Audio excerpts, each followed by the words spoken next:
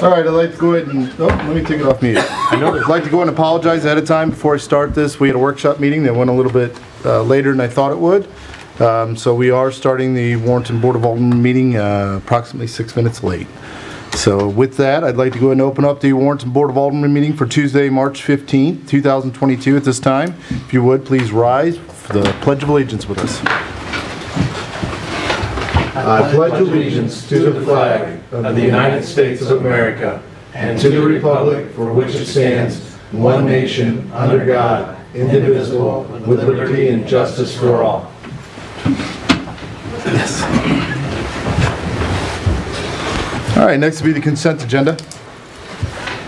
We have the regular meeting minutes from March 1st, 2022, and the Ways and Means meeting minutes from March 1st, 2022. I will entertain a motion to to approve the consent agenda items as submitted. So moved. Second. Okay, I'll let you guys decide which one of you wants to take it. All right. Motion made by Alderman Delaway, second by Alderman Crump. Roll call vote. Alderman Crump? Yes. Alderman Porter? Yes. Alderman Cullum? Yes. Alderman Jaspering? Yes. Alderman Delaway? Yes. Motion passes 5-0 with one absent. Next will be public comments. Anybody who would like to address the board on any issues that anybody maybe picked up now? Anybody who has an issue that they would like to address with us, please step to the podium, state your name. We'll give you 5 minutes to speak.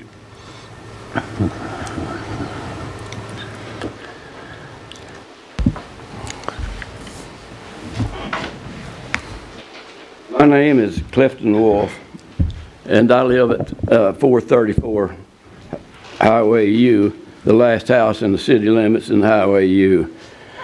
And I'd like to comment on Park Hill subdivision, if I could. Sure.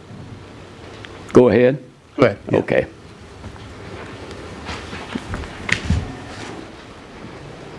I would like to take this opportunity to give a little background information concerning the Park Hills subdivision and what I think will be the consequences of this decision tonight. First is the traffic on Morgan Street. South Morgan is about 3/4 to 1 mile long and ends in a dead end. The city swimming pool was there until recently, but is no longer in operation there. Binkley Park is there and brings in traffic on sunny and warm days. And there are 19 family units that use Morgan for ingress and egress. And there is a sidewalk from beginning to end. I go over to Binkley Park to walk often, and I've never seen much of a traffic problem. Second, compare Morgan Street to Lakeview Street.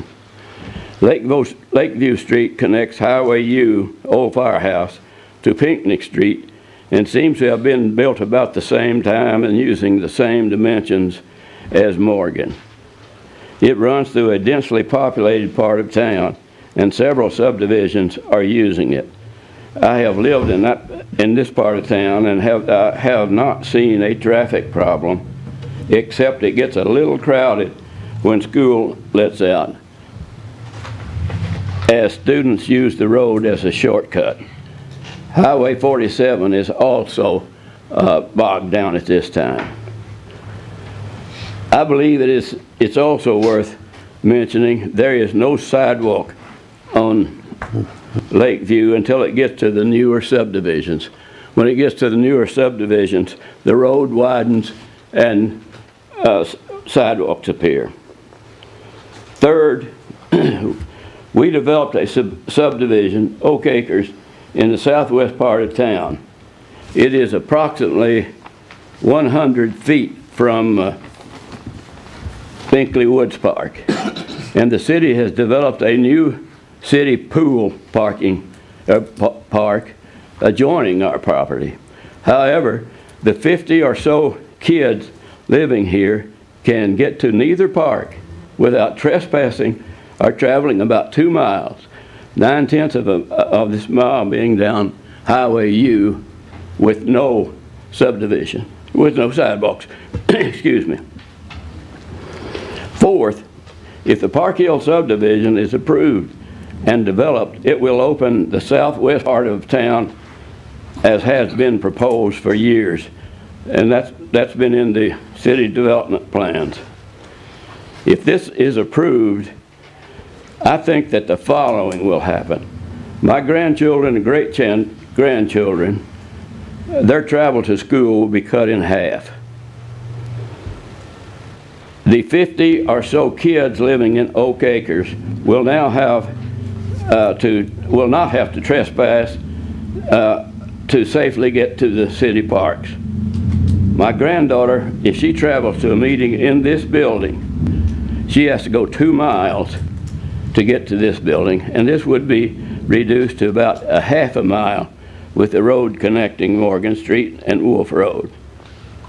In closing, I would just like to say that the city of Warrenton needs this road as bad as the folks on the southwest part of town do.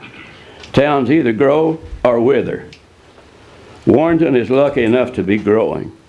Growth means more people means more cars mean more roads, and now is the time to make a responsible decision that will not please everybody.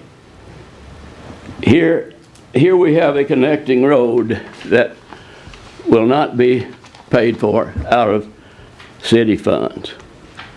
And that's all I have to say unless you have some questions. Any questions?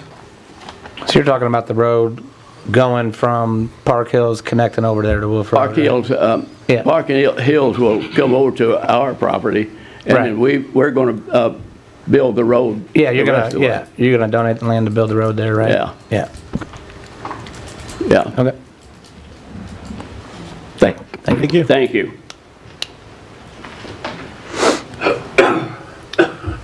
Anyone else? All right. Next will be Board of Alderman comments. Glad to be here. Awful quiet tonight.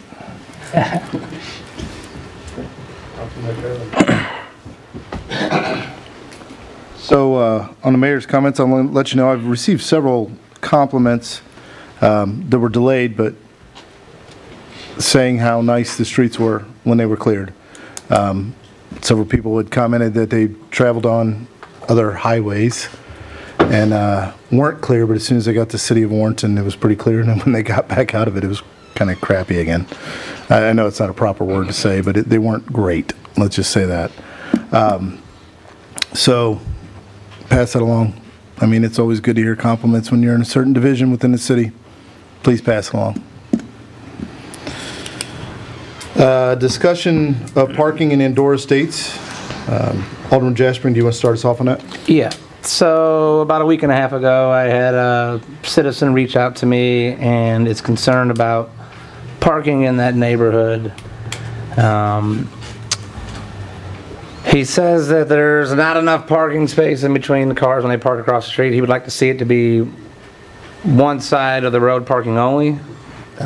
He's stated that the city plows don't go through there. They'll come through one way and stop and then back up and go around another street and come back and plow the other way and then just kind of stop, is what he told me. And one of his biggest concerns with that is if a city plow truck can't fit through there, what if his house is on fire and the fire truck can't fit through there? So that was my biggest concern, to see if we could possibly move that to one-sided parking only, so that way we don't have a safety hazard if fire trucks need to get through there. And I'm pretty sure most people get pretty aggravated when you pull up in a neighborhood and you got cars parked right across from each other and you got to squeeze through there. Hope I don't hit their mirrors or something. So that's pretty much what I was bringing to the board. And I know there's certain streets in the city that already do that.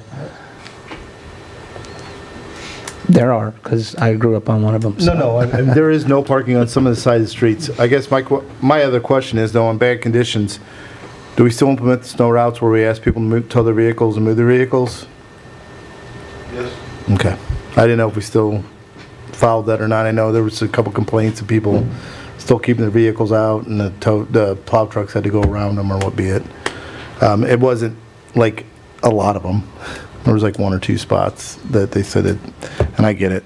We can't always hit every street to make sure it's taken care of all the time. So Mayor, I kind of took this and had the chief and our public works director go out and kind of take a look at that. The chief recalls this coming up a few years ago, and they went door to door and did a survey, and the majority of them were like, no, we don't want to do this. One of the things that was also brought up is, what about trash? Now you're going to be putting trash cans on the other side of the street. Mail could be an issue. And even when you do it as the way they were describing when they drove out there, if you park on one side, it kind of gets tight on the other side with 2 cars passing. So whereas when it's parked on both sides, you can kind of, I don't like to call it, but leapfrog kind of to get through if you had to. So that was just some of the concerns that were brought up. Okay, but what about a fire truck trying to get through there? Is a fire truck going to be able to weave in and out of those cars like that? No. I'm just looking at it as a safety hazard here. I mean, if your house was on fire and the fire truck couldn't get to your house, you'd probably be pretty mad.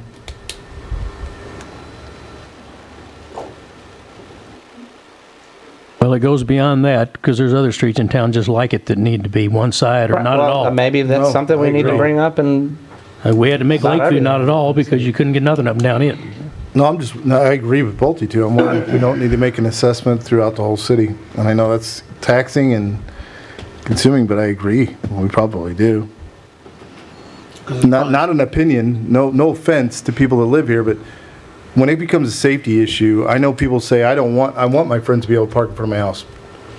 There again, if it's a safety issue, though, we have to take steps that we need to take to make it safe for emergency vehicles to be able to get down a street safely. It's not taking them into consideration. It's taking into consideration of someone else who may live down the street that needs a medical emergency or a house on fire or any other type of situation to be able to get a bigger vehicle access down the road. I think we need to have an engineer come in, or if one of you guys feel comfortable enough to go ahead and make the assessment with your crew, we can do that too. But I think we need to do one throughout the entire city. In my opinion. To contact emergency services to see if this has been an issue? I don't know that they report any of those, so I don't know that anybody would know. And are we taking steps already to where this can happen in the future, meaning new subdivisions? Absolutely. Roads are already required to where they're, yeah, okay. I thought so. Yeah, they have to be 26 feet. Otherwise, if they are, or more than 26 feet, if they are 26 feet, then they have to have a parking lane. Right. I mean, would that satisfy? Yeah. I mean, not just assessment here, but assessment throughout the whole city. Yeah, oh yeah, for sure, definitely. Or just make them all one-way roads. Who would you go to handle that? I would have to look at Guy and John to find out what we would do with that. Is that white guy? He's looking at us like he is. Yeah, I'm sure he won't be happy. He's looking like, great, thanks.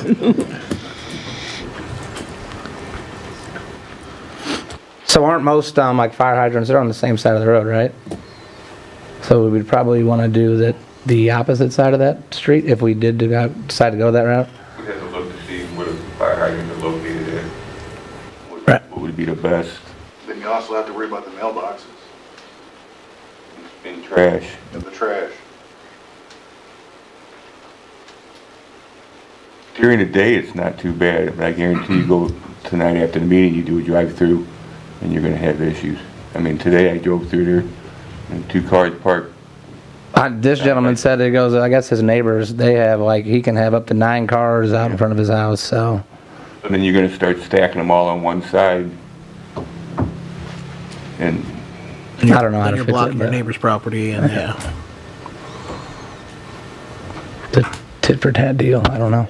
I mean, it's tight.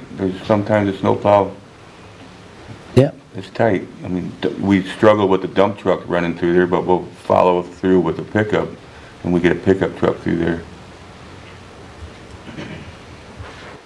Yeah. I'm Yeah, sure I think fire there's a truck is lot of wider than times. I think there's a lot of times we're going to get a complaint whether we do, we're going to get a complaint whether we don't. I'd rather err on the side of safety, and we'll just have to deal with the complaints as they come in. That's my opinion. It's just one person's, so. Oh, yeah. So we agree we want to have some kind of, Yeah, I think we need to have an Study assessment. or and assessment, yeah. We can even do a workshop from that too, to be able to see, because I know that's going to take some time to go through all the streets recommendations. But, you know, we can take the time to go through it. That way we can all see exactly where you guys are talking about. And we can then put it up for a change in the ordinance if we need to. Thank you. That was pretty easy. I think that's something we've discussed in the past, so I'm just glad you brought it up, and it's probably the proper time to go ahead and get an assessment done. All right. Next will be Brandy Walters, City Administrator. Good evening. The only thing that I'm asking from you tonight is, I'm sorry, but another work session. If we could get together and go over our future land use maps, there's a couple things that are on there that staff doesn't really agree with, and I'd like to meet with you guys in a work session and go over those things with you. So if you guys are okay with that, I'll get some dates for you. Sounds good. sure. Okay. I just want to provide this caveat. When the future land use maps are adopted, they're adopted solely by planning and zoning. So it's kind of a reverse matrix where you guys will look at it, make a recommendation to planning and zoning, but they can do something different than you. So I just want to make sure that that's clear. But I think it's a good way to start it, to bring it in front of you guys so you can give them some direction. And that's all I have for you tonight. Thank you. All right. Next, we're here from Director of Operations, John Struckhoff. Good evening. All I have for you tonight is the monthly admin report. Pretty quiet month as far as most things go. We are still hiring a couple positions. We're keeping up in social media, and we're really starting to push the Fall Festival coming up in September, so it's going to be a big event. Got the first application for a vendor ready. We just put it out this week, and they're already starting to roll in, so got a lot of excitement coming around that, so it's going to be a great event. Any questions? Oh, so good, thank you. Thank you. Next, we're from the Building Commissioner, Mike Cross. Good evening, Mayor and Board. You have my monthly report. Touch on a few things that's going on up at Pinckney, some highlights there that all the storm is in finally. It's done, been inspected, all the sanitary's in, been done and inspected. All the pressure tests have been done on all the water system now has been done. So now we're just waiting on Karen Brock to get there to start putting in some streets. So we're making some good progress right there. Over at the Creekside Apartments, he's got actually 4 more buildings besides the 2 that are finished under construction. There's still another 9 or 8 pending that still haven't been built yet. We've been running into a few lags on getting electrical. That's been a problem for meter bases. So they come out of Mexico, and we've just not been able to get them. So that's what's kind of holding up there. And that's about all the highlights I got for this month. Good to know. Yep. Any questions for Mike? Nope. All right. Next, we're from Chief Police Larry Ellard. Good evening. I just have one item for you tonight, and it's my monthly report. If you don't have any questions, I'd like to shamelessly plug the Citizens Police Academy. We still have a couple of openings left. Starting May 4th, it's going to be Wednesday evenings from 7 to 9. You can call, email, or come by and see Lieutenant Unger to get you signed up. We've already got the classes all set up, instructors form and all. We're ready to go. Oh, one caveat, it's all Wednesday evenings except for range day, which is a Saturday. I'm sorry, say it again. It's all Wednesday evenings except for range day, which is a Saturday.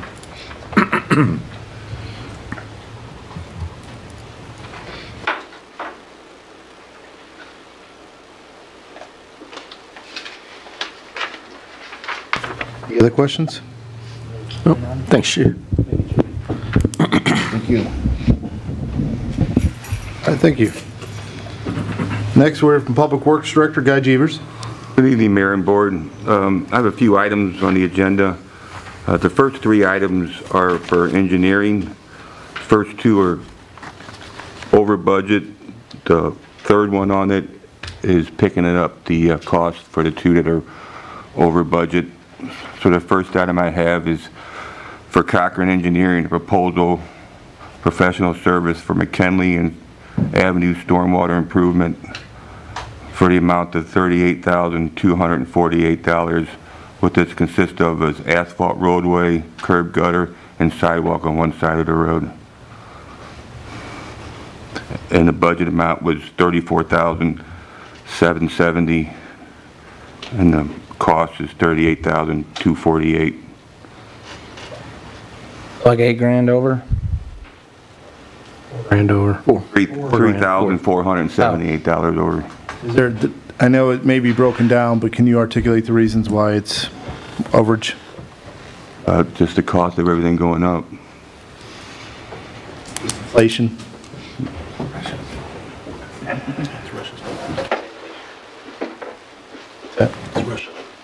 Blame it on Russia. I'll entertain a motion to approve the Cochran Engineering proposal for McKinley Avenue stormwater improvements in the amount of $38,248. So moved. Second. Motion made by Alderman Cullum, seconded by Alderman Deloy. Roll call vote. Alderman Quarter. Yes. Alderman Cullum. Yes. Alderman Jaspering. Yes. Alderman Deloy. Yes. Alderman Crump. Yes. Motion passes 5-0 with one absent. Next item I have is for Cochran Engineering, proposal for professional service for Steinhagen Road stormwater improvement. This is for asphalt, roadway, curb gutter, sidewalk on one side of the road for the amount of $37,521. Budget amount was $34,110. Difference of $3,411. Any questions on that?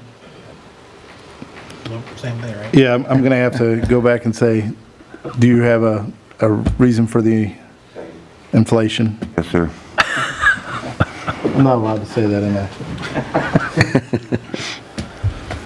I'll entertain a motion to approve the Cochran Engineering proposal for Steinhagen Road stormwater improvements in the amount of $37,521. So moved. Second. Motion made by Alderman Deloy, second by Alderman Cullum. Roll call vote. Alderman Cullum. Yes. Alderman Jaspering. Yes. Alderman Deloy. Yes. Alderman Crump. Yes. Alderman Quarter. Yes. Motion passes 5-0 with one absent.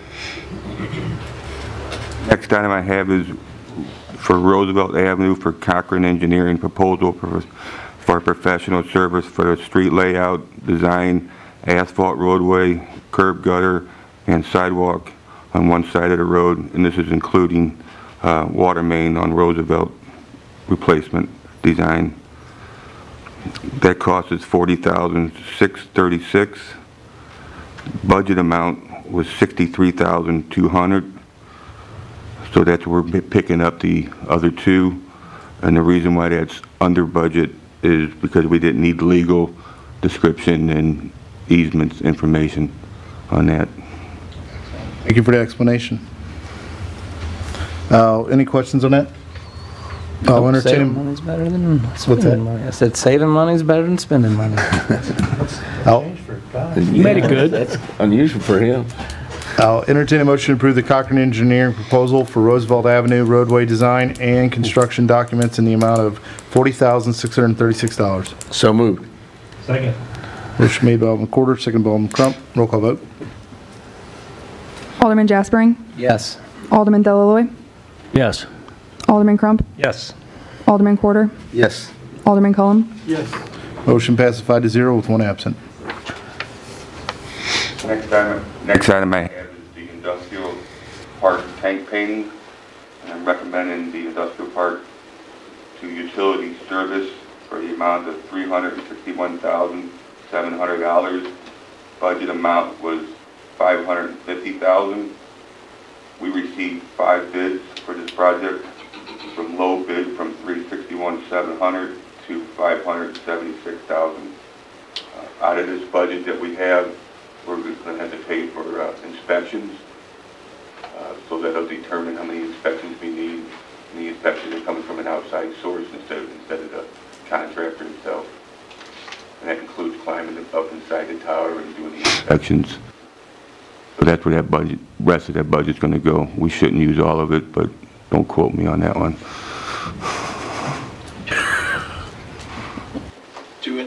Do any of the other ones include those inspections too? No, they didn't. It was separate. Okay. We didn't advertise it for the inspections because we Gotcha. didn't feel that if somebody's going to bid to paint the tower, that they're going to do their inspections. Yeah, I kind of agree. There was a drastic, among 3 of them, there was a drastic, or among 5 of them, there was a drastic difference between 2 and the other 3. We did references on this company too, so checked around with other references and they all came back good. I appreciate that. And the third-party inspection is just a little bit on that. You want a third-party inspection. You don't want the company painting it to do the inspection, say that they're guaranteeing they're doing a good job. You can't trust that. So that's where the third-party inspection comes in. So that's completely separate company. And a lot of times they're not even painting companies. They're just an inspection for the coating process. So What are those fees usually? they charge per visit. We'll get 3 prices and go with the best recommended on that, on the 3 prices, but it's, yeah. And it depends on how good the company's doing, how many visits they're gonna come out for. So, you know, if they need to come out more, we'll just pay per visit. It's the best way to do that, so. Any other questions on that? Entertain a motion to award the industrial park water tank painting bid to Utility Services Incorporated in the amount of $361,700, the low bid. So moved. Second. Motion made by Alderman Cullum, seconded by Alderman Crump. Roll call vote. Alderman Delaloi, Yes. Alderman Crump, Yes. Alderman Quarter, Yes. Alderman Cullum, Yes. Alderman Jaspering, Yes. Motion passes 5-0 with 1 absent. Next item I have is a change order for SKS Construction. This is for the pipe lining for the amount of $33,035. This project bid at $125,520. Budget amount was $150,000. That with the budget amount, with the bid amount, that included 2 point repairs. We needed 5 total point repairs. So that put us over budget of $8,550. And what I'd like to do is reallocate some money from another account to cover that $8,555. What account is that? That would become out of a meter account that we didn't need for the wastewater. Any questions on that? All right, I'll entertain a motion to approve the change order number 1 for SAK Construction for the CIP pipe rehabilitation in the amount of $33,035. So moved. Motion made by Alderman Quarter, seconded by Alderman Cullum. Roll call vote. Alderman Crump, Yes. Alderman Quarter, Yes. Alderman Cullum, Yes. Alderman Jaspering, Yes. Alderman Delaloi. Yes. Motion passes 5-0 with 1 absent. That's all I have. That's it? Yes, sir. Thanks, Guy. We got away cheap today. Thank you, Guy. So, move on to the planning and zoning public comments.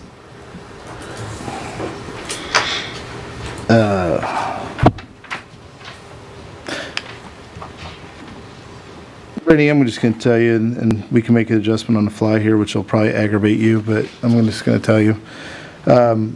Let's have Tim go ahead and go through it, or Mr. Burks, sorry, go through that, and then we'll let the comments come out afterwards. I think it's best to kind of lay it out forward first, and then let the people make comments after. You guys agreeable to that? Yeah. Yeah. Good afternoon, Mayor, board members. You have a copy of my monthly report.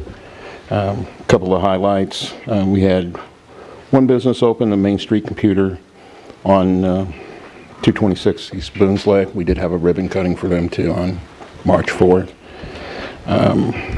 The Farmers Mutual building Has their concrete poured, the steel's up, so they're moving along on that project. And the 8 houses over on Hawthorne Hollow, they're moving along. They're probably a few weeks out from finals on those 8 houses. And that's all I have on my reports. Do you have any questions? Thank you. So the first project is going to be the Good Shepherd Early Learning Center rezone. Warren County Developmental Disability Board has submitted an application for a change in zoning for a 0.38 acre tract of land located at the intersection of First Street and Lakeview Drive. The request is to rezone the area from R2 medium density family residential district to RC2 residential commercial plan district. This project meets all the future land and comprehensive plan requirements. The surrounding, the area west of the subject fronting Highway 47 are Zone RC2, the residential commercial district. Additionally, the parcel to the north and east of the subject site is Zone R2. So this location is right behind the old firehouse at Lakeview and First Street, 47. The applicant has indicated on their application the intent to use the property for a daycare facility. Daycare for both child and adults are not permitted within R2 district, but both are conditional use in the RC2 district. The site was previously used as an adult daycare facility. In reviewing the change in the zoning, all potential use of proposed zoning districts should be considered. In reviewing the use permitted in the R2 and the RC2 district, the primary difference is that the RC2 district permits either by right or through conditional use numerous commercial uses. So the concerns that the staff had was if we rezone that to RC2, it doesn't touch the Highway 47 like the rest of the area along South 47 there. It's on the back side off of First Street. This project was presented to the Planning and Zoning on March 3rd, and the motion passed 8-0 with 2 absence. Staff has reviewed the request to rezone the subject site from R2 to RC2. All items noticed are required by the state and local law have been provided and completed. The staff would note the concerns with the intensity of the district being requested as a potential for change to the character of the area by allowing the introduction of commercial use in the area that do not have frontage to Highway 47. It should also be noted that the application to rezone the parcel has been submitted in conjunction with a conditional use permit and a site plan for the daycare. Okay. So let's see. While the applications are submitted together, each application should be reviewed on its own merits, and the impact associated with these actions should be considered. Specifically, the city should not only consider the development proposed with the CUP, but should also consider the future impact of other uses within the district. Additionally, the request for the rezone must be approved first, and condition of the CUP and site plan considered if the rezone is approved. The applicant and engineers here, if you have any questions. Do you have any for me? I got a question. So I'm wondering why they got to go through all this if there was already one there before. It was an adult. Yeah, I know what it was. It was for, I think it was for the EMAS home. Handicap services. Yeah. Yeah, so they had left, and so the process, they have to go through the site plan and the CUP for it. This just kind of cleans it up, doesn't it? Well, previous, I'm not aware of previous why it was allowed there. And it's been there for forever, so. Yes. Yeah. Yes. I was just wondering why we're if it was okay then, why we got to rezone it now. Right.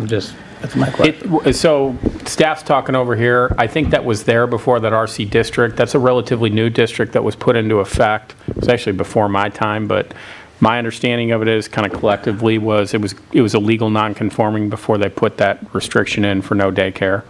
Changed hand and the zoning was there, it needs Yeah. to be adapted into the RC2. So it sounds like it was there for quite a long time before that change. I don't think it's to make anybody jump through hoops, it's just a formality of bringing it in. Okay.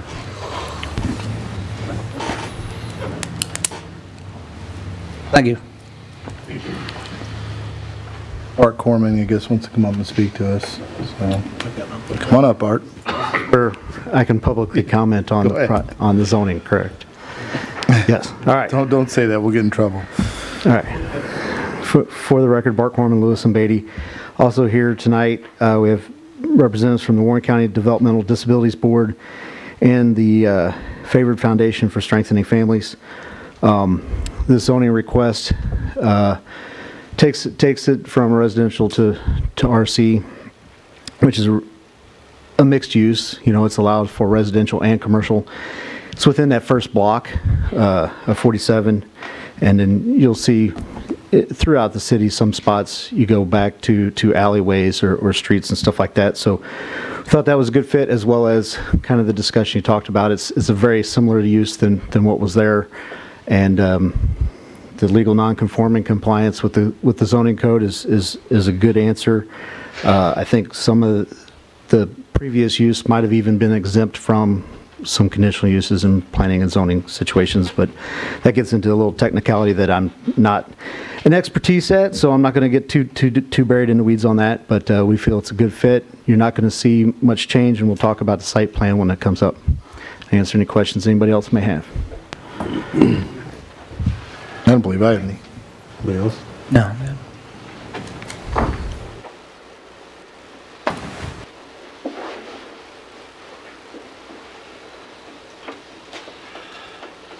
Go ahead. The next project is the conditional use permit and the site plan for the Good Shepherd Early Living Center. It's going to be located in the same location. The subject site will meet all the comprehensive plan and future land map use. The proposed CUP is consistent with the plan policy of the comprehensive plan. The proposed would allow commercial daycare facility to operate in the subject site. The primary noise impact of the proposed commercial use would primarily originate from drop-off and pickup service, as well as outdoor activities associated with the daycare. Proposed parking are located away from the residential parcel to mitigate a potential impact.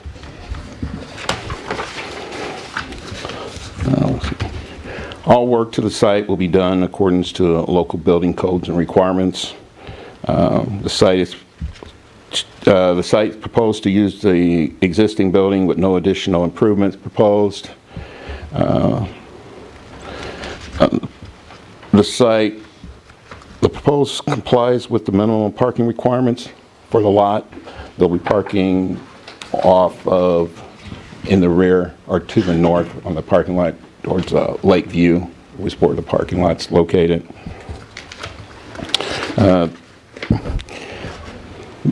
This project was presented to P&Z on March 3rd, and it passed motion 8-0 with 2 absent. Staff recommendations: staff has reviewed the proposed conditional use permit and site plan and recommends the following condition to be included if approved as recommended. The only recommendations staff has is all existing and proposed parking stalls shall be striped. Okay. Do you have any questions for me? Tim, was that the only thing that P&Z had requested, or was that just? They had spoke about the trash containers, and they on the totes, so they're not going to have an outside. They are going to have that enclosed. I think that was the other thing. Okay. Yeah, that was the only two. Okay. Thank you.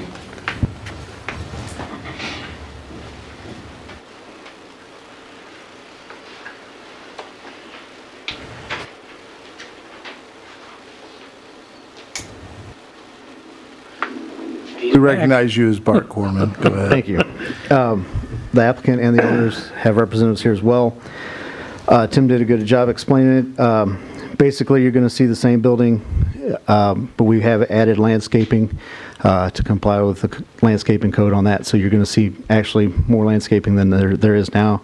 And we're willing to accept the conditions that the planning and zoning put on them. And we'll answer any other questions you may have. All right. So, Hey, don't go far. Might as well sit front row. Bart, I don't know why you go back 2 rows. You put it on yourself, bud.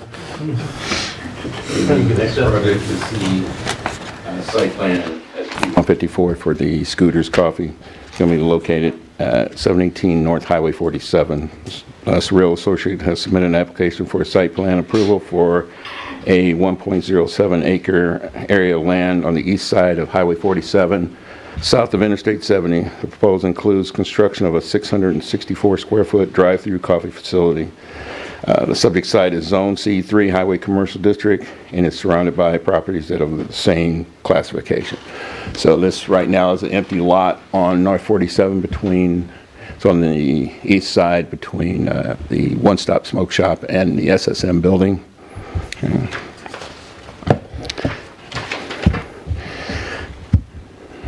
The proposed use is permitted within the C3 district and provides a development consistent with the purpose and district implement of the comprehensive plan.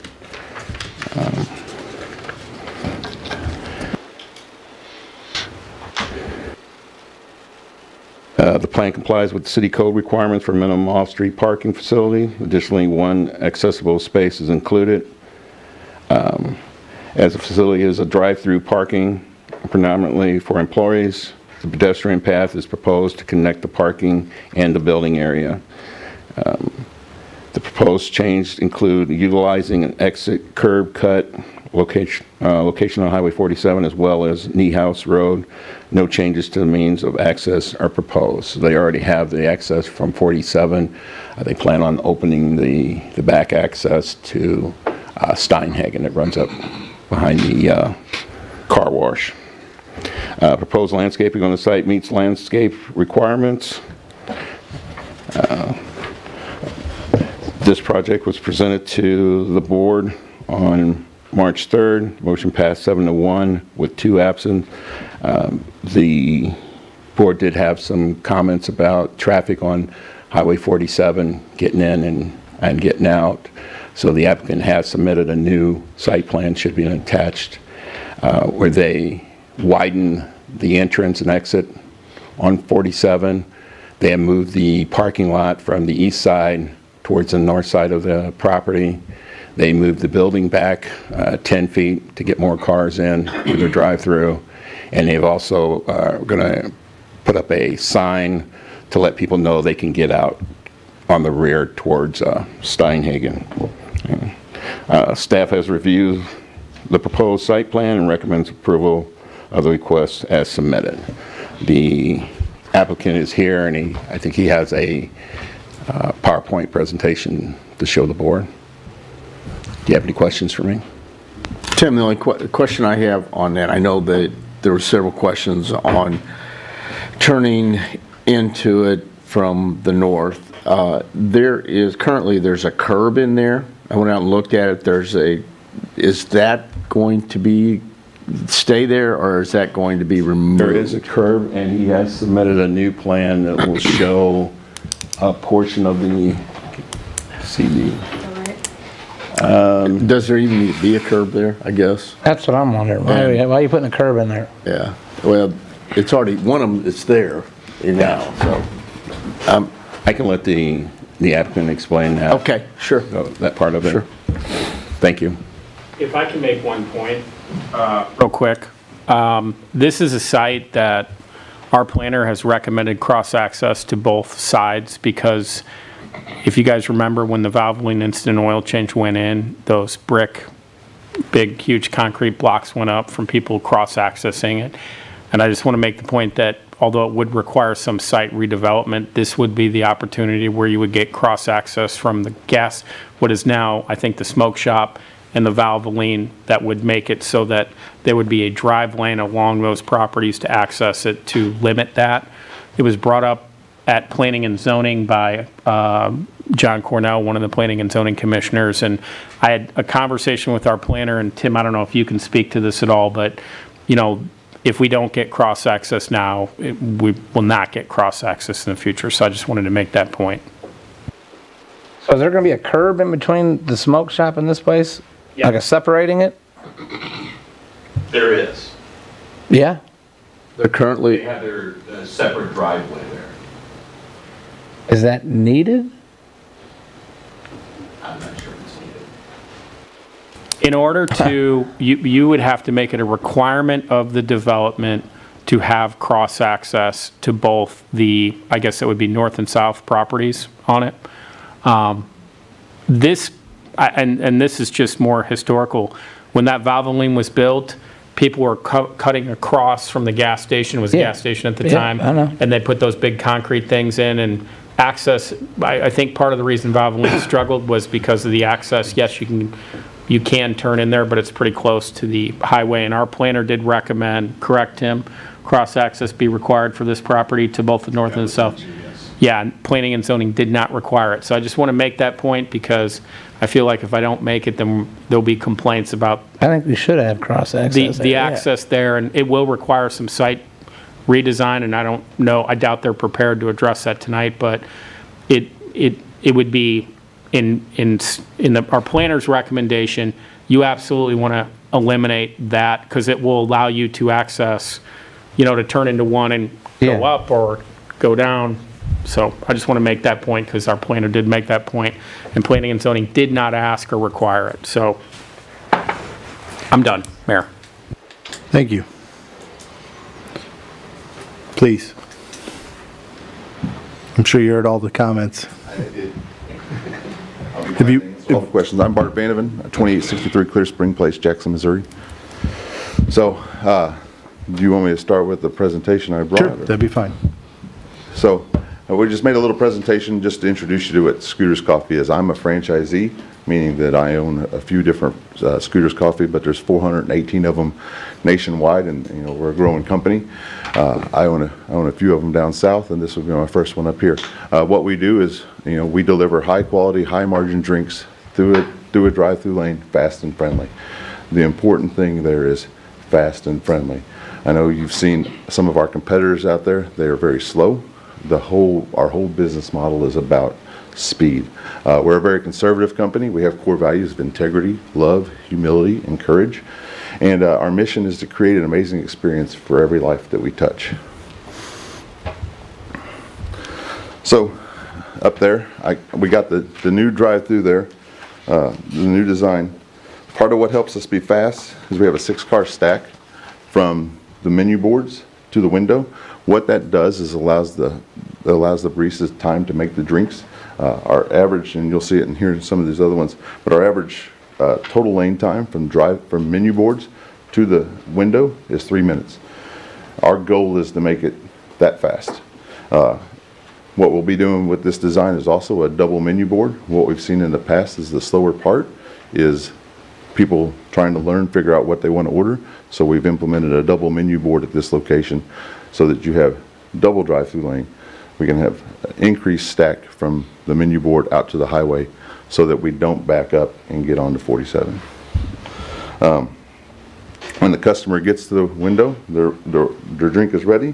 Our average ticket price is $7.97, and we sell 1.73 items per car. Some data I wanted to show you guys. So this is average data for the last full year for all Scooters locations. The highlight is the top circle. Our goal is 3 minutes, and you see all the locations together average 2 minutes and 59 seconds. Our brand promise is amazing drinks, amazingly fast, and Scooters is delivering that at our other locations, and there's no reason why we won't be able to do the same thing here. If you go to the next slide, this just shows the data from last week. So this is all the stores in Scooters. And so, you know, sometimes if you have a whole year's worth of data, you can maybe hide something. This is last week. 2 minutes and 54 seconds was the average per store. If you can get this video to play, this is our fastest store. I just want you guys to see how fast it is at the window. You know, it's basically take payment, hand out the drink. If you have money, you know, if it's a cash payment, giving you the money back, and away they go. And so you'll see our average window time is somewhere around 24 seconds. It looks like it takes them longer to put it in their drink holder than it does get their stuff. So after this is over, I'll just start talking as you're watching it though. Good. One of the things we've implemented this last year is being able to pay with the app. So we have an app, so we're trying to get people to migrate over to the app. 19% of our transactions this year were with the app. The more people we get to use the app, the quicker we are. Because with the app, all we have to do is scan a QR code. They basically hold out your phone at the window, they beep, and it's done. The transaction's complete, there's no change to hand out, and that's, you know, our mission is to, as you know, our brand promise to be amazingly fast, is we educate our customers every time they come, like, if I can get you to use the app, we can speed this up. You know, if it took you 3 minutes today, tomorrow I can get you up through in 2 minutes and 40 seconds if I can cut this out. The card is leaving right now, just use that if you didn't watch that. Yeah.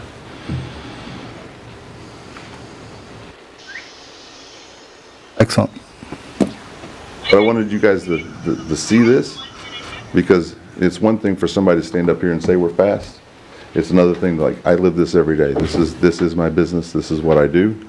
My goal is to make sure that we're fast. If I back up on somebody's street, I'm going to have complaints. People are not going to want to come see me, and I don't want to make any enemies. So we try to live our brand promise. I got some average times here.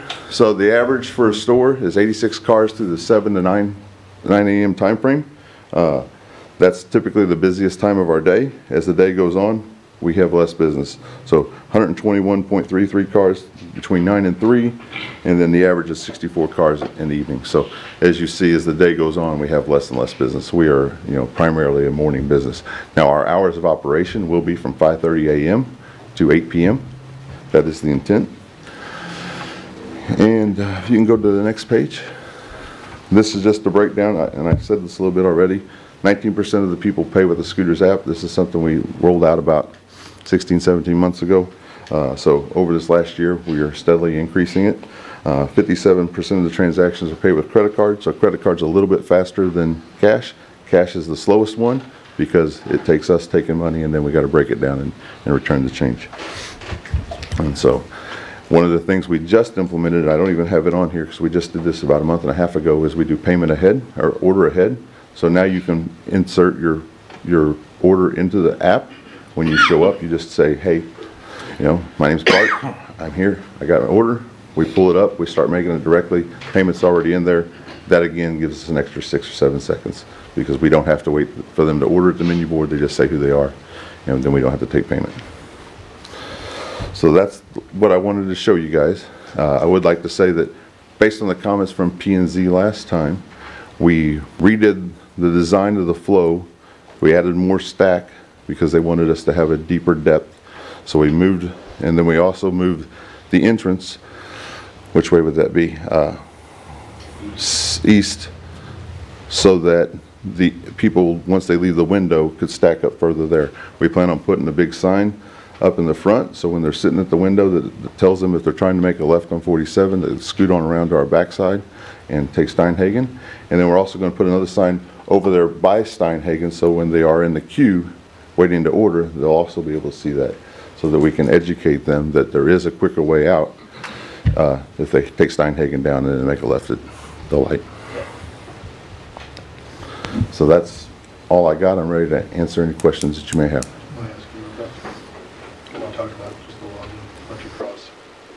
Oh, the access there. I mean, do you have to have that curb there? I mean, couldn't you just... You do not have to have that curb. That's typical design. I would be okay with, I guess, maybe granting that cross access in that spot if we need it. That wasn't presented to me that was going to be a requirement. It's not a requirement. It's not required now. We're trying to work with and we're trying to adopt. So on the, I guess the left side of that, you know, was the vape shop there? Yes. I have no problem. We could leave that open. We could grant the cross access on our side, but it doesn't guarantee that the person who owns that property would also grant it. Correct.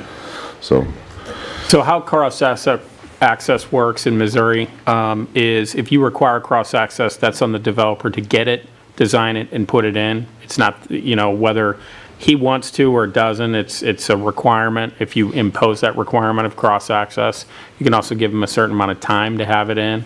But the way it works is if you require it, it's on the owner to provide the cross-access.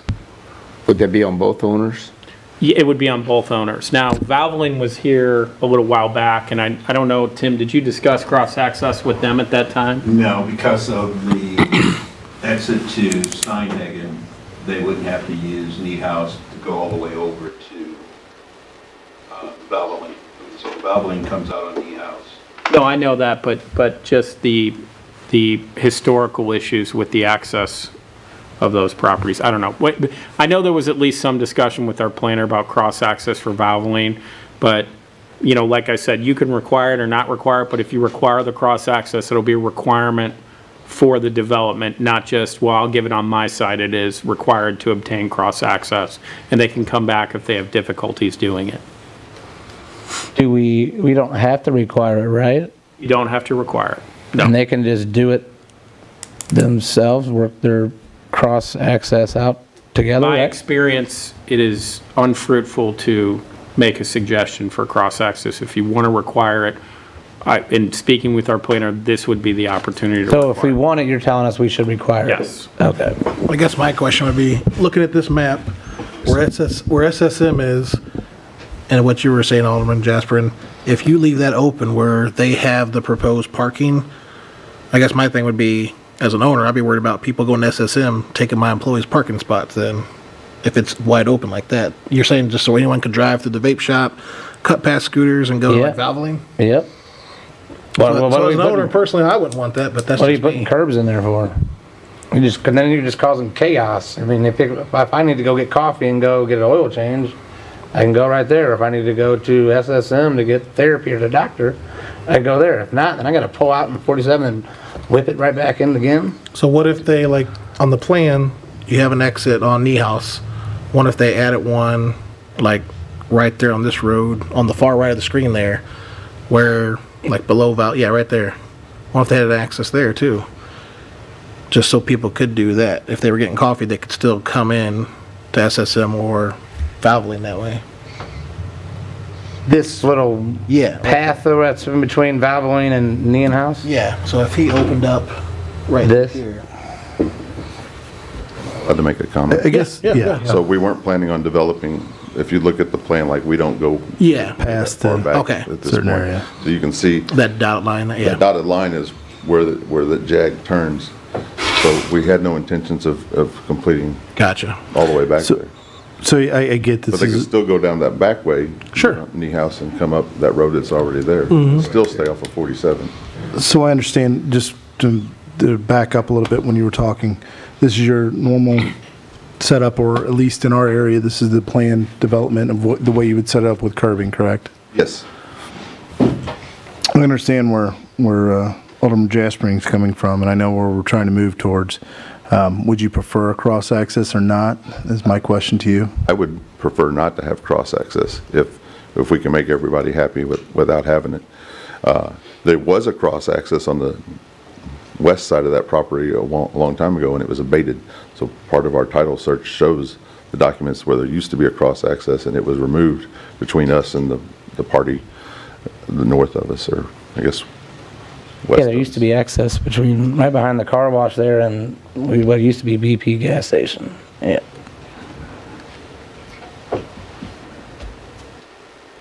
So you don't want the cross access is what you're saying?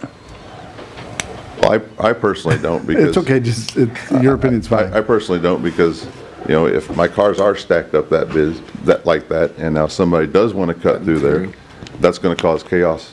Correct. Inside here. And in the morning, we are typically busy, you know, and I think probably that's the same point where 47's busy. So if you have somebody trying to cut through here now, and you stop 2 cars back from the road, now you got a traffic jam and it can't flow, and you may cause more damage on 47 backing it up versus had they gone the other route down here through this hole and come back up.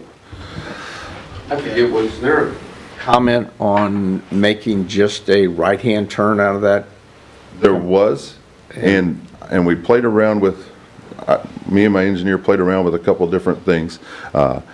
He believes that it's best to have a left-hand turn here and put the sign up, and that's why we moved the entrance further down, or the exit further down, so you can stack 5 cars basically from the window if they're all left-hand turns. We tried around putting like a triangle in there where you angle it to the right or angle it to the left, but the problem is then is when you have an angle turn like that, you decrease visibility. So if somebody's taking a right-hand turn and it's angled, they don't really see as good as versus being straight on. So this is after several iterations after the P&Z meeting. This is what we thought was be the best and give the most safest approach to exit, and still add the signage that tells people, you know, if they are backing up here, to scoot on around to Steinhagen and take that exit. And I think what you'll find is if it really does back up there, that's what people will do. And yeah, you know, was the curb that I was talking about is right on 47. Are you going to take that out? The curb on 47? Yeah, there's a circular curb right there on 47 coming into the piece of right there in front of that property.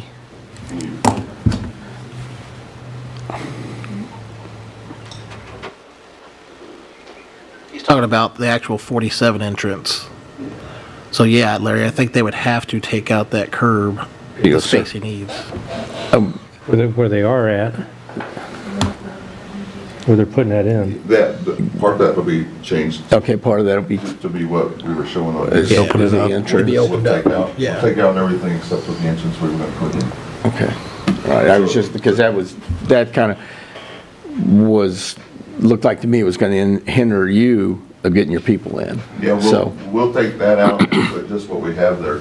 So right now, we think that MoDOT will be happy with it because right now there's a much larger space than what we're going to take. MoDOT typically doesn't like you to expand, but they're happy when you contract the amount of space you have touching their highway. So what if we do okay, you don't want cross access, is that because of the SSM or is it because of the smoke shop there? What if you allowed cross access from the smoke shop to there and not from SSM to yours? I don't see where it's going to benefit a cross access if they're not going to develop that background. Yeah. There's no benefit to have a cross access. Well, the cross access, and so we studied this with the florist shop, and that's where this kind of goes back to, is the cross access. And I know it was a prior project, but what we learned looking at Manchester Road and some of the other busier roads like 47 is eventually you create kind of an auxiliary private road that's publicly accessible. So the idea being, if you look at Dollar Tree, it's got a cross access to the one side with Catherine's Florist, like if Catherine's Florist ever develops, where you can turn off and basically go and shop, and you can utilize one entrance to go to all those stores and to relieve the pressure off Highway 47. That was the purpose of the cross access. This was one of the areas when we looked at that project that the city identified, city staff at the time identified as in need of cross access, because if you had a high volume vehicular travel area, you know, the cross access could limit, you know, coffee shops are known to queue up on major roads, right? You look at a Starbucks, you look at the Starbucks in Brentwood, it's been subject to litigation because it'll be 6 cars back in rush hour traffic on that Brentwood because they don't have enough queue space. So I'm just want to make sure that institutional knowledge is passed on to you guys. The idea that cross access won't help is not consistent with good planning principles.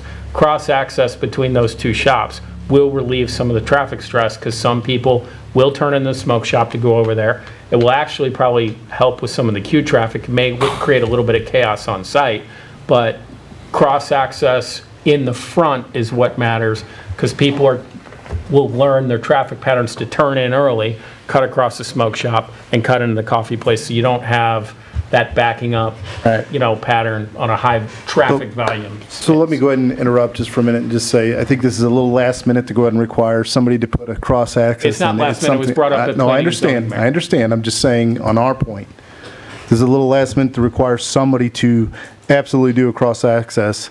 I think it's something we need to work as a development to start requiring upon planning and zoning when it's something that is assessed by our staff, not something we need to do after they've already passed through planning and zoning and they're ready to be here. That's just my opinion.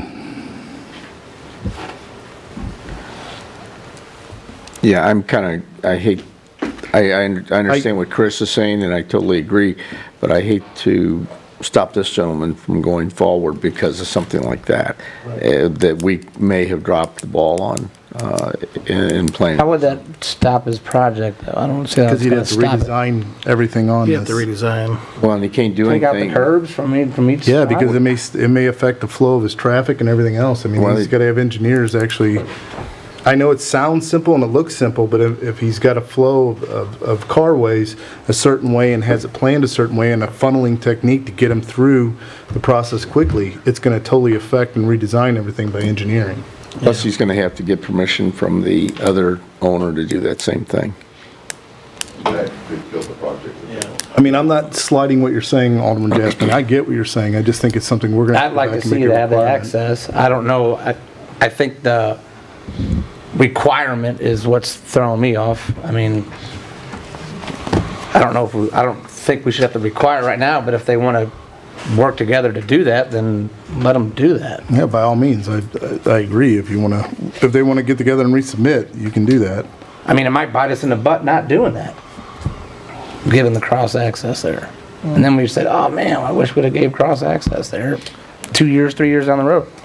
The only reason I emphasize it is because that's what happened when Bob Bloom went in and that was revoked because people were cutting across and those concrete barriers. I just want to make sure, because I don't want anybody that was on the board saying, why didn't you guys get cross access at the time? And make sure that that's out there. I'm sure they'll say it no matter what, but I know for me personally, my biggest fear was the traffic thing.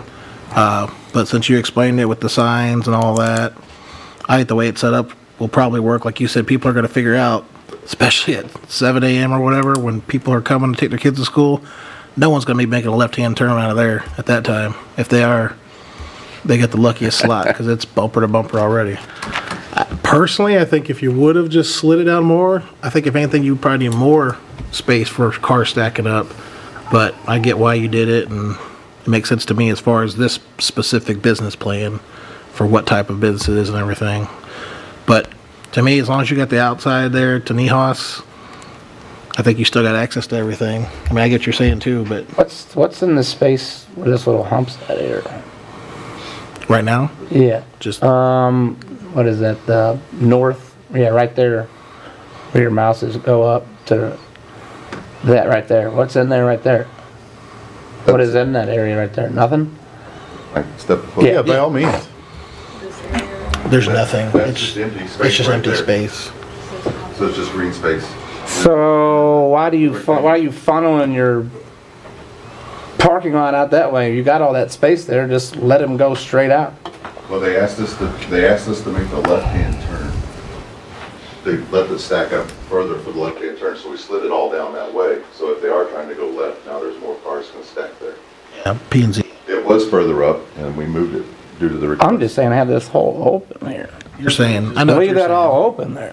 That's where the existing curb cut is too, is down south. If you go back to the GIS map. Is that where that one I was talking about? The triangle of concrete is the existing curb cut to 47 right there.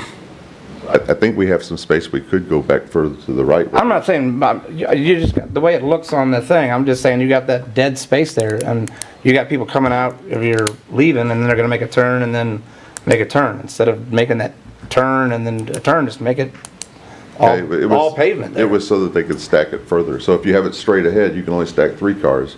If you have it where they have to go down here, they can stack 5 cars deep. It was intentional to give more stacking there because the traffic was dense.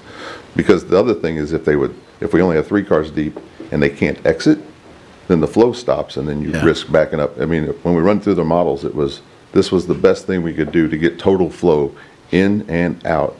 I think you're missing my point here. You're saying that I think you should move your entrance at all. I'm not saying that at all. I'm just saying making it a wider entrance. Way wider than what it is. He'd say, Just I let know it what you're boom, saying. You're right saying there. open all this Yeah, up. That He's might be a saying MoDOT restriction. If you have 1, 2, 3 cars, because this is where they're getting their coffee, now if they have to go this way, you can fit 2 more cars. The people that are done will be stacking up. I get what you're saying. You're saying, why not widen out the whole entrance? Yeah. I think MoDOT has restrictions on Yeah, that. MoDOT has. That's a MoDOT restriction. It would be real simple for us to change the drawing to make that wider, but MoDOT. No, you're fine. I was just wondering what that dead space was and if you could just fill it with drivable space. Grass and trees. Any other questions? No. Thank you. Thank you. I appreciate you guys' time.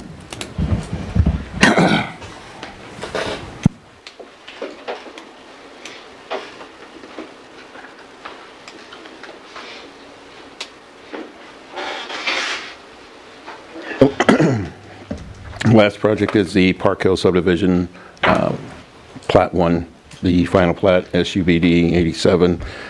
The application for a final plat for a 35.34 acre tract of land located on the west side of South Morgan Street across from Bankley Woods and Spectre Lake has been submitted. The request is to establish 20 single-family resident lots associated with infrastructure to support the development of 2 common ground lots for stormwater and mailbox location.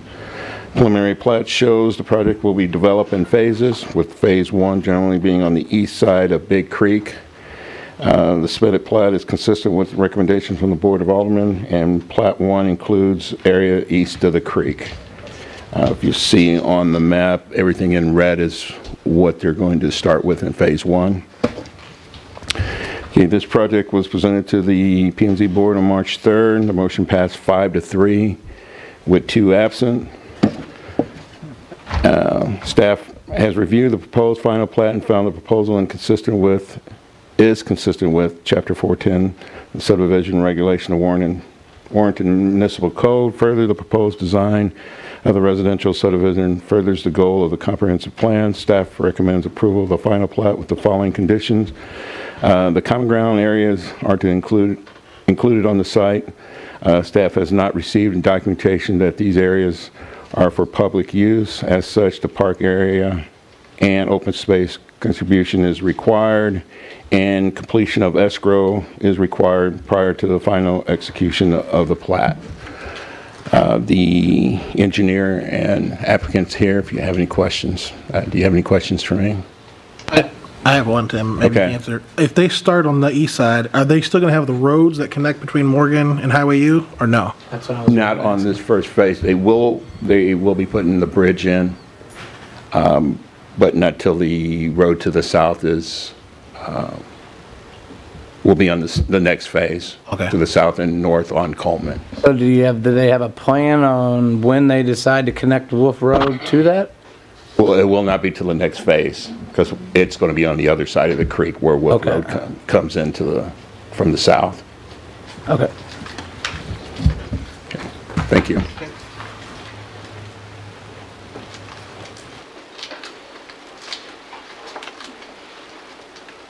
My name is Christina Lubert with Lubert Engineering. I work with Patchett Surveying on this plat. One minor point of order, the very tippy top of that red is not part of this plat.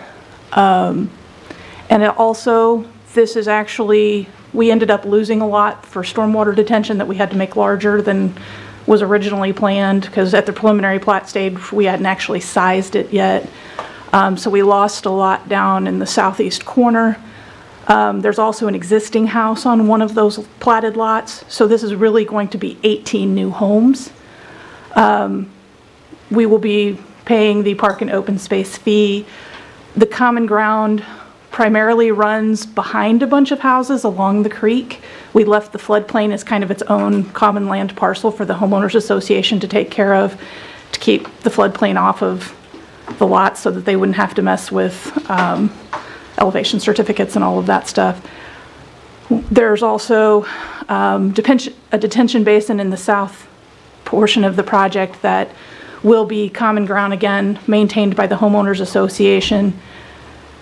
Technically, that would be, there's not going to be anything to keep people out of that area. It'll be a dry basin, so it'll be a large grassy area that the residents of that area, could use to kick around a ball or whatever, but it's not going to be really geared towards park space. It's just a place to store the water when it rains. So We just decided this particular phase, it did not really lean itself to being park space, and we wanted to keep people out of these new residents' backyards. So we're just going to pay the fee for that. I can answer any other questions. I think there was a question that came up at the zoning hearing about why the sidewalks were not shown. We don't actually show sidewalks on plats, because plats are just simply land division. They do show on the infrastructure plans that were already submitted and approved for construction. So I think there was just a little bit of confusion as to why some things show up on the plat and some things show up in the construction documents, because those are really separate items. Only question I have, is DNR okay the bridge or whatever has to be done through DNR on that situation? So we have, actually the big one is the Army Corps of Engineers. The Army Corps of Engineers has issued our 404 permit so that we can put in, they have recommended double 6-foot box culverts, or excuse me, CMP culverts, not box culverts. We're still working on some modeling to determine whether that's going to meet. There's actually 4 different jurisdictions we have to please. Corps of Engineers, we've already pleased and gotten our permit. DNR does a 401 water quality certification with the 404 permit, so we've already gotten that as well. DNR also requires us to have a land disturbance permit, which actually just expired, and before we start the construction of this phase, we'll have to get a new one. But that's about a 30-minute process online. We're just kind of waiting to make sure that we get this approved before we spend that $800 permit fee.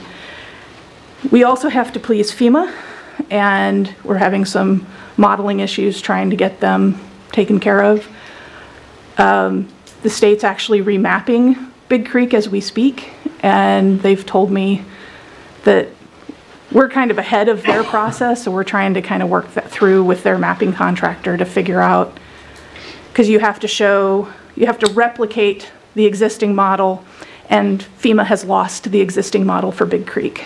And so they're recreating it, and they said it'll be done this summer, but I need it sooner. So we're trying to work back and forth to get that sorted out. And then, of course, we have to please the city on all the other construction of this. So the crossing is on hold right now, but only just because we're working through some of those issues with FEMA. But it'll get done. It's just a matter of getting that modeling sorted out. I'm assuming we'll see, or someone here will see those permits have been completed. We've already given them the 401 and the 404. We gave them, I think, a copy of the old land disturbance permit, but the statewide land disturbance permit expired the beginning of February. And so everybody has to get a new one, and we haven't submitted that yet. But yes, we'll provide the city a copy of that. So in phase 1, it'll just have one entrance and one exit, is that correct? Yes. Okay. But with 18 homes, you know, your peak hour traffic is usually around 1 car per home in the peak hour, so you're only talking 18 cars moving in an hour.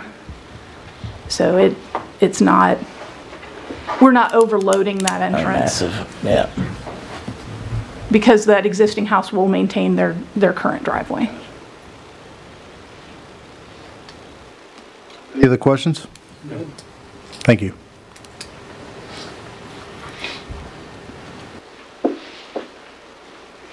Anything else, Tim? All right, at this time, we'd like to go ahead and open up any of those discussions that we just provided you to public for, and I'll go through the list again. The Good Shepherd Early Learning Center West ZC-70, the Good Shepherd Early Learning Center West CUP-82, the Good Shepherd Learning Center West SP-153, Scooters Coffee at 718 North Highway 47 SP-154, and the Park Hills Plat 1 Subdivision Final Plat of SUBD-87. Anybody would like to come up and speak at the podium, please state your name and state which project you'd like to speak on.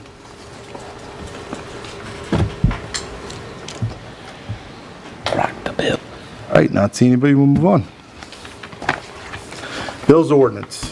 I'll entertain a motion for the first reading of bill number 14-22. So moved. Second. Motion made by Alderman Crump, second by Alderman Cullum, or Jaspering, I'm sorry, Jaspering.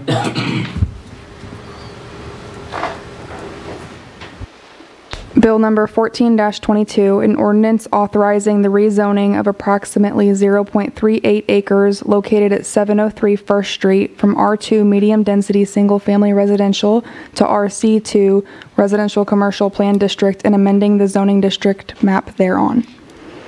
Entertain a motion for the second reading of bill number 14-22. So moved. Second. Motion made by Alderman Deloy, seconded by Alderman Cullum, sorry. Bill number 14-22, an ordinance authorizing the rezoning of approximately 0.38 acres located at 703 First Street from R2 Medium Density Single Family Residential to RC2 Residential Commercial Plan District and amending the zoning district map thereon. Roll call vote. Alderman Corder? Yes. Alderman Cullum? Yes.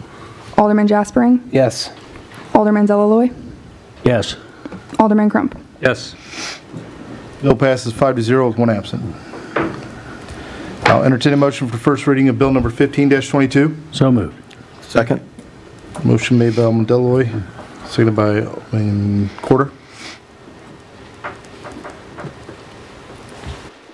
Bill number 15-22, an ordinance approving a conditional use permit to operate a daycare facility located at 703 First Street, located in the city of Warrenton, Missouri. I'll entertain a motion for the second reading of bill number 15-22. So moved. Which one of you guys? Second. That'll make it easy.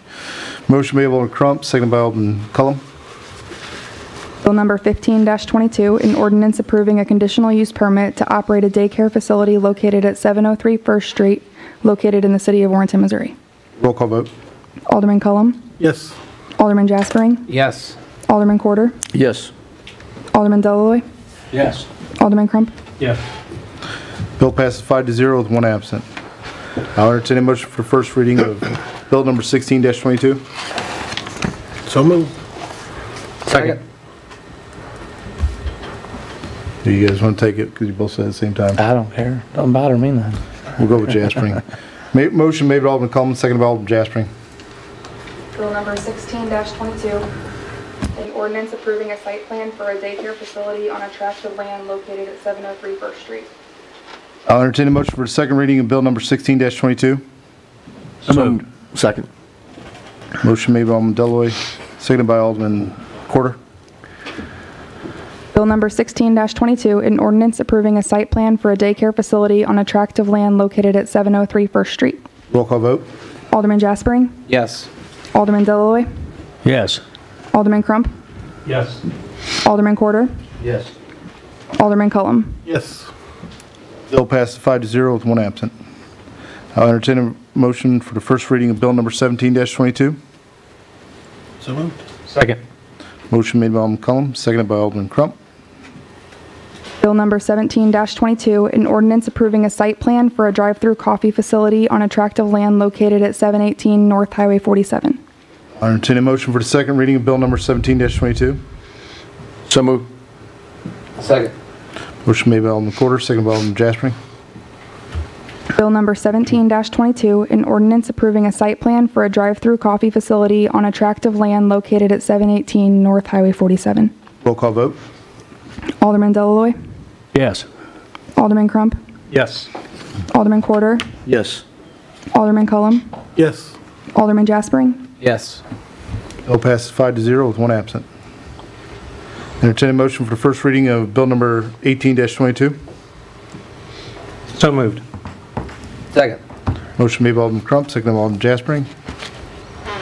Bill number 18-22, an ordinance accepting the final plat of the subdivision known as Park Hills Plat 1 by the city of Warrenton, Missouri. I'll entertain a motion for the second reading of bill number 18-22. So moved. Second. Motion made by Alderman Cullum, seconded by Alderman Corder. Bill number 18-22, an ordinance accepting the final plat of the subdivision known as Park Hills Plat 1 by the city of Warrenton, Missouri. Roll call vote. Alderman Crump, Yes. Alderman Corder, Yes. Alderman Cullum, Yes. Alderman Jaspering, Yes. Alderman Delalloy. Yes. Motion passes, or bill passes 5-0 with one absent.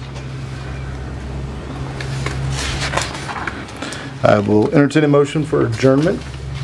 So moved. The regular Board of Alderman meeting, I'm sorry. So moved. Second. So who made the first? Me. Motion made by Alderman McCollum, seconded by Alderman Crump. All those in favor say aye. Aye. All those opposed say nay. The ayes win it. We are so adjourned. Thank you for joining us, folks.